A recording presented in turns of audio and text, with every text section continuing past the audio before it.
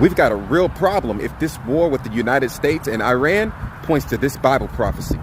Pay attention. Daniel had a vision of a ram with two horns going to war with a goat that had one notable horn. The ram with two horns represents the kings of Media and Persia. This makes the ram the kingdom of Medo-Persia. And the goat is the kingdom of Greece. And the great horn that is between his eyes is the first king, Alexander the Great. The goat came from the west, pay attention, and ran into the ram in the fury of his power. Now, if you look up what these two ancient nations are today, the kingdom of Medo-Persia is Iran, but the kingdom of Greece no longer exists. Now, what's interesting about prophecy is that you have these things called types and shadows. The types and shadows of prophecies are like a silhouette of that thing that has happened or will happen. For example, God told Abraham, "In your seed, all the nations of the world will be blessed." It's easy to take that promise and say, well, hey, my son Isaac is going to bless the world.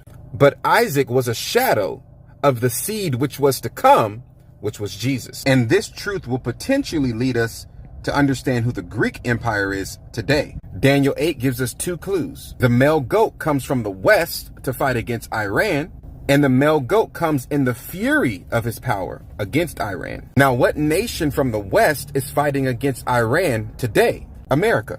And what is the name that Trump has given this war?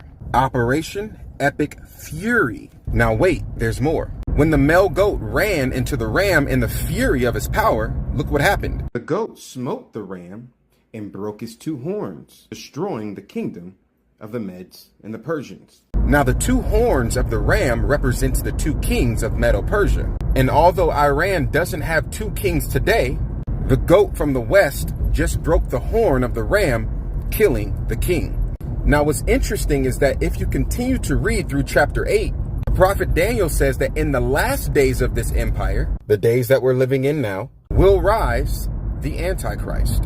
And in the latter time of their kingdom, note, latter time, when the transgressors are come to the full, or in other words, when the sinners that were allotted to be born into the earth come to its completion. This can only happen in the last days. A king of fierce countenance and understanding dark sentences shall stand up or arise. And this has always been known to be the Antichrist. Now, do you see the potential problem?